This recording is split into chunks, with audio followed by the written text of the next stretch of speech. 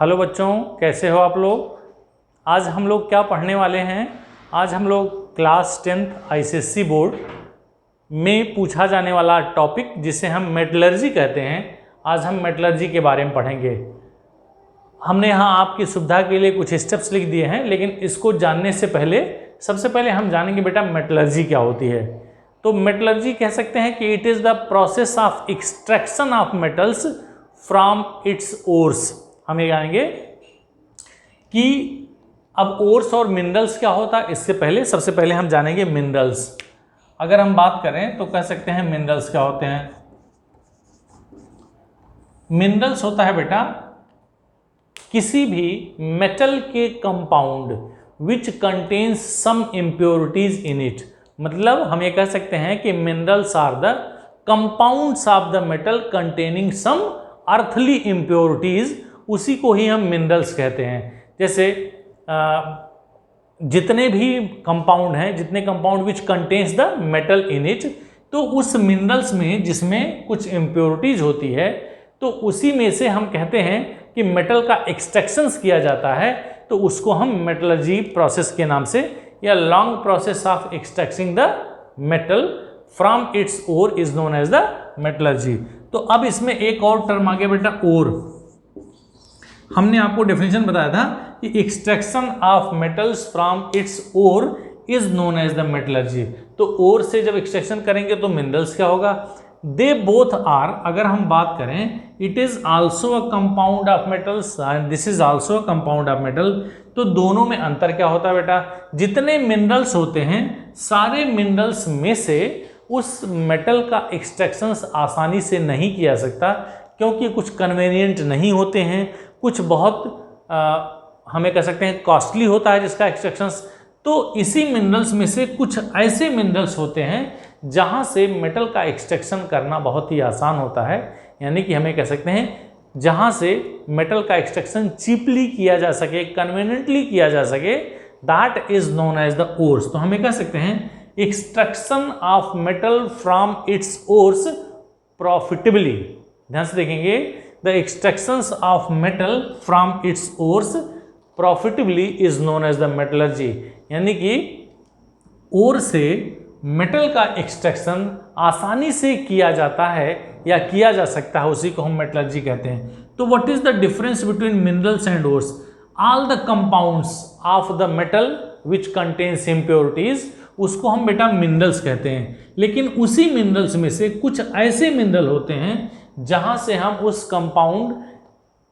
उस कंपाउंड में से मेटल का एक्सट्रैक्शन आसानी से कर लेते हैं, उसी को ओर कहते हैं। तमाम तरह के कंपाउंड हैं, तमाम तरह के ओर्स हैं। जैसे आपने later on we will discuss, मान लीजिए बॉक्साइट है, कोरंडम है, और क्रायोलाइट है, हेमेटाइट है, और मैग्नेटाइट है, गैलेना है, जिंक ब्लेंड है, many more ores are there of different elements. अलग अलग एलिमेंट या अलग अलग मेटल के, एलिमेंट का मतलब मेटल, अलग अलग मेटल के अलग अलग ओर्स पाए जाते हैं। तो हम इसका डिस्कशन धीरे धीरे करेंगे, जो हमको पढ़ना है different types of the ores.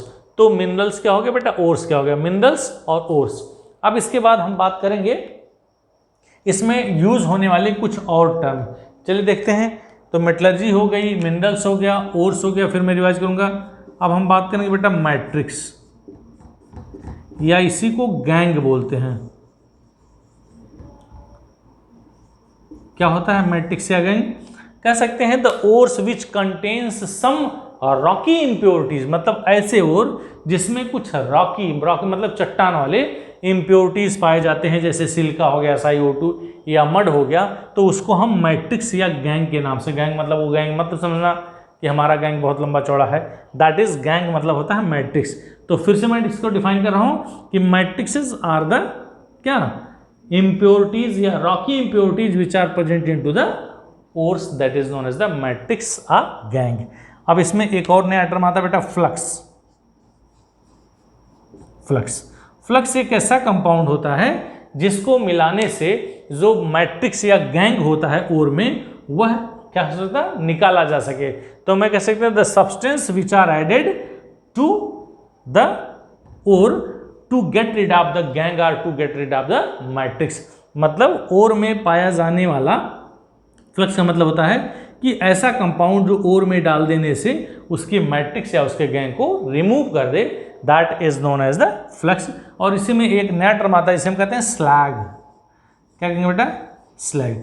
ये जो सब्सटेंस मिलाते हैं यानी फ्लक्स मिलाते हैं उसकी इम्प्योरिटी को दूर करने के लिए, तो एक फ्यूजिबल सब्सटेंस बनता है, that fusible substance is known as the slag. हम धीरे धीरे बाद में यूज करेंगे, बाद में डिस्कस करेंगे कि क्या स्लैग होता है और क्या फ्लक्स होता है, मैट्रिक्स और गैंग, ओर और मिनरल्स। तो इसको मैं दोहरा दूं, फिर इसके बाद मिनरल्स का मतलब होगा the compounds of the metals from which contains the metal from which, कह सकते हैं, extractions of metal can be done.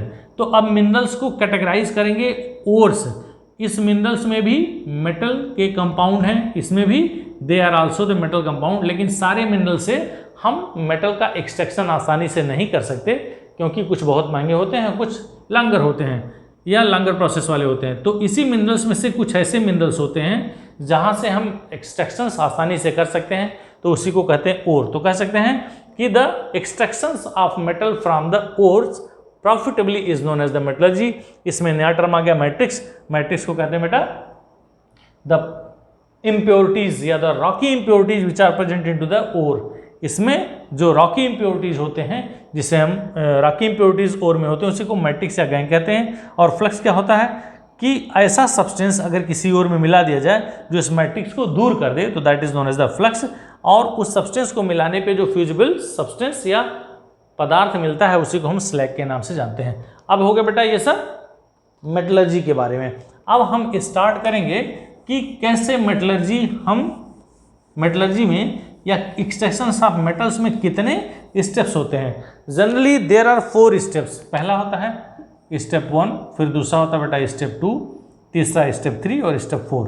4 steps में होता है। पहला कहता है dressing of the ore. Dressing of the ore का मतलब होता है ग्राइंडिंग ऑफ द ओर, यानी कि जो ओर है उसको इनिशियली उसमें जो सब्सटेंस पाए जा रहे हैं, यानी कि जो ऐसी इम्प्योरिटीज है जो आसानी से रिमूव की जा सके, या उसके बड़े बड़े पार्ट हैं, पत्थर हैं, उसको हम ग्राइंड करके छोटे छोटे में कन्वर्ट कर लेते हैं। और उसके बाद जो यूज हम करते हैं process, that is known as the dressing of the ore. और ड्रेसिंग ऑफ द ओर में 4 तरह के मेथड हैं बेटा, इसको ज़्यादा ध्यान देंगे। पहले वो कहते हैं हाइड्रोलिक मेथड, या इसी को ग्रेविटी सेपरेशन भी कहते हैं। यहाँ देख लेंगे, इस हाइड्रोलिटिक मेथड को ग्रेविटी सेपरेशन भी कहते हैं। क्या बोलेंगे? Gravity separation.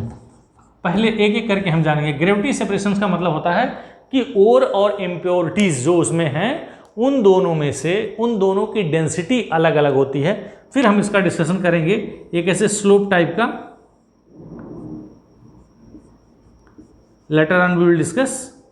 यहाँ से वाटर फ्लो किया जाता है और ये ग्राइंडेड जो ओर्स हैं वो इसके साथ यहाँ रख दिया जाता है। तो यहाँ से वाटर जब फ्लो होता है तो बेटा जिसकी डेंसिटी ज़्यादा होगी, यानी जो हैवी होगा, वो इस गैप में बढ़ता चला जाएगा, और जिसकी डेंसिटी लाइटर होगी वो सीधे सीधे बढ़ता चला जाएगा। तो out of ores and impurity, जिसकी डेंसिटी एक की कम होगी, एक की डेंसिटी ज़्यादा होगी, तो इस तरह से ओर और इम्प्योरिटीज़ को हम अलग से क्या कर सकते हैं? सेपरेट कर सकते हैं। दूसरा होता है बेटा मैग्नेटिक सेपरेशन। मैग्नेटिक सेपरेशन में ये होता है कि ओर और इम्प्योरिटीज उन दोनों में क्या अंतर होता है। एक मैग्नेटिक होना चाहिए, दूसरा नॉन मैग्नेटिक होना चाहिए। हम बाद में उसका डिस्कशन करेंगे। एक मैग्नेटिक व्हील होती है जिस पे ग्राइंडेड ओर डाला जाता है ऊपर से, तो उस ग्राइंडेड ओर में क्या होता है, इम्प्योरिटीज और ओर दोनों हो गया, तो वह उस मैग्नेटिक व्हील से होता हुआ जाएगा। तो जो पार्ट, यानी चाहे ओर या इम्प्योरिटीज, दोनों में जो मैग्नेटिक होगा उस मैग्नेटिक व्हील से चिपक करके एक जगह कलेक्ट हो जाएगा, और जो नॉन मैग्नेटिक होगा दूसरे कंटेनर में चिपक सेपरेट, हम उसको कलेक्ट कर लेंगे। नंबर 3 होता है बेटा फ्रोथ फ्लोटेशन मेथड। हम इसको बस खाली आउटलाइन आपको बता रहे हैं, हम इसके बाद एक एक मेथड का बढ़िया से डिस्क्रिप्शंस करेंगे। फ्रोथ फ्लोटेशन का मतलब होता है, फ्रोथ मतलब होता है झाग, फ्लोटेशन का मतलब होता है तैरना। तो हम ये कह सकते हैं कि ओर को, अगर ओर और इम्प्योरिटीज़ दोनों में से एक लाइटर और एक हैवियर होता है, तो उसको वाटर और ऑयल में हम क्या करते हैं, मिक्स करके उसका झाग बनाते हैं। तो जो लाइटर पार्ट होता है वो झाग ऊपर की तरफ तैरने लगता है, और जो हैवियर पार्ट होता है वो नीचे कंटेनर में सेटल डाउन हो जाता है। फिर हम तीसरा करते हैं बेटा केमिकल मेथड। कुछ chemicals like that sodium hydroxide या एक्सेट्रा को हम यूज करके इस की ड्रेसिंग कर सकते हैं। तो there are 4 method, hydrolytic method या gravity separation, magnetic separation, flotation method और केमिकल मेथड। हम फिर से इसका अध्ययन करेंगे, एक एक करके एक्सप्लेनेशन होगा उसका, डिस्क्राइब करेंगे। नंबर 2 बेटा, स्टेप नंबर 2 जिसे कहते हैं conversion of ore to its oxide. अब हमारे पास जो था वो क्या था, हमारे पास सपोज के लिए हमने Al2O3 ले लिया, Al2O3.2S2, ये बॉक्साइट एल्यूमिनियम का मेन ओर है बेटा। तो अब हमारे पास क्या मिल गया, conversion of ore to its oxide. Conversion of ore to its oxide यानी कि इस ओर को हम इसके ऑक्साइड में कन्वर्ट करेंगे। इसके लिए 2 प्रोसेस होता है, एक होता है रोस्टिंग और दूसरा होता है कैल्सिनेशन। रोस्टिंग का मतलब ये होता है, रोस्ट का मतलब होता है roasted chicken, have you heard? Roast का मतलब होता है भुनना। भुनना का मतलब होता है कि जब किसी भी कंपाउंड को, सब्सटेंस को हम in the presence of oxygen उसको हीट करते हैं या जलाते हैं तो उसको कहते हैं रोस्टिंग। तो जैसे मान लीजिए हमने लिखा सपोज कर लिए PbS या ZnS, जिंक सल्फाइड और प्लस O2। गौर से देखेंगे, ऐसा सब्सटेंस या ऐसा ओर जिसमें ऑक्सीजन ना हो वह रोस्टिंग प्रोसेस से उसको क्या किया जाता है, उसके ऑक्साइड को ओर को उसके ऑक्साइड में कन्वर्ट किया जाता है। और कैल्सिनेशन का मतलब होता है कि जिसमें, जैसे मान लीजिए कैल्शियम कार्बोनेट, ध्यान देंगे CaCO3, इस कैल्शियम कार्बोनेट में ये कैल्शियम का ओर हो गया और इसमें ऑक्सीजन है, तो हम कह सकते हैं रोस्टिंग का मतलब होता है in the heating in the excess of oxygen, और कैल्सिनेशन का मतलब होता है heating in the absence of oxygen. ये दोनों चीज़ जानेंगे कि ये ऑक्सीजन के साथ हीट किया जाएगा उसको रोस्टिंग कहेंगे, ये ऑक्सीजन के एब्सेंस में किया जाएगा उसको हम कैल्सिनेशन कहेंगे। तो इन दोनों में किसका, यह ऐसे मॉलिक्यूल, ऐसे कंपाउंड होते हैं जिनमें ऑक्सीजन नहीं होता है और ये ऐसे ओर्स होते हैं जिसमें ऑक्सीजन होता है। अब आगे बात करते हैं बेटा reduction of the metallic oxide to its metal. Number 3 step में 3 प्रोसेस हैं। पहला होता है इलेक्ट्रोलिसिस। इलेक्ट्रोलिसिस आप जानते हो, electrolytes are the substances which allow to pass the electric current in it into its aqueous solution, उसी को इलेक्ट्रोलिसिस कहते हैं। तो इलेक्ट्रोलिसिस का मतलब होता है 2 इलेक्ट्रोड लगा करके किसी कंटेनर में, उसमें हम कोई इलेक्ट्रोलाइट डाल करके उसको वाटर में डिजॉल्व करते हैं और इलेक्ट्रिसिटी फ्लो कराने पे क्या होता है, 2 अलग अलग इलेक्ट्रोड पे अलग अलग आयन डिस्चार्ज होने लगते हैं, उसी को हम इलेक्ट्रोलिसिस कहते हैं। दूसरा बताया रिड्यूसिंग एजेंट। रिड्यूसिंग एजेंट में क्या क्या यूज़ करेंगे, आप कार्बन यूज कर सकते हैं, कार्बन मोनोऑक्साइड यूज कर सकते हैं, हाइड्रोजन यूज कर सकते हैं। They all are use, they are known as the reducing agents, they all are use to reduce the metallic oxide into its metal. Potassium से लेकर के एल्यूमिनियम तक इलेक्ट्रोलिसिस, और रिड्यूसिंग एजेंट जिंक से लेकर के नीचे कॉपर तक।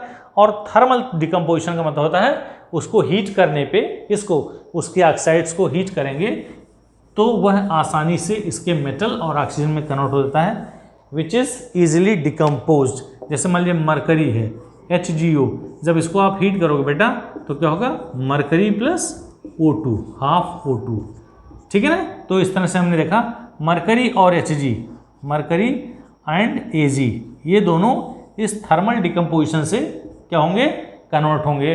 रिड्यूसिंग एजेंट कहाँ से था बेटा, जिंक से कॉपर तक दूसरा वाला, और जो इलेक्ट्रोलिसिस था ये क्या था, पोटेशियम से एल्यूमिनियम तक। ध्यान देंगे, इस तरह से हमने देखा कि इस तरह इनके बीच में आने वाले जितने भी sodium, potassium, calcium, magnesium, aluminium, ये सब इलेक्ट्रोलिसिस से इसका कन्वर्जन होगा। जिंक से कॉपर तक आने वाले जो मेटल हैं उनको हम रिड्यूसिंग एजेंट कहें, कार्बन हो गया, कार्बन मोनोऑक्साइड हो गया, या हाइड्रोजन से हम इसको कन्वर्ट करेंगे। और तीसरा थर्मल डिकम्पोजिशन, सिल्वर और मरकरी, इन दोनों के ऑक्साइड्स को हम हीट करके इसके मेटल में कन्वर्ट कर सकते हैं। और नंबर 4 हो गया स्टेप नंबर 4, जिसे कहते हैं रिफाइनिंग। अभी तक यहाँ जो हमको मेटल मिला that is not 100% pure, this contains some impurities, और उस इम्प्योरिटी को हम जब 99.9% मेटल में कन्वर्ट करते हैं तो उसको हम कहते हैं रिफाइनिंग। तो यह इलेक्ट्रो रिफाइनिंग होती है। 2 इलेक्ट्रोड होते हैं, एक में कैथोड और एक में एनोड होता है। कैथोड जो होता है वो इम्प्योर मेटल का ब्लॉक होता है, और जो प्योर मेटल होता है वो सॉरी एनोड पे जो इम्प्योर मेटल होता है और वही इम्प्योर मेटल उस एनोड से होकर के कैथोड पे जाने लगता है। तो इस तरह से हमें कह सकते हैं कि जो हमारा प्योर मेटल है वो कैथोड पे डिपॉजिट होने लगता है। तो these are the methods which are used into the process metallurgy. तो अब हम अगले स्टेप में इसके अलग अलग स्टेप्स पढ़ेंगे।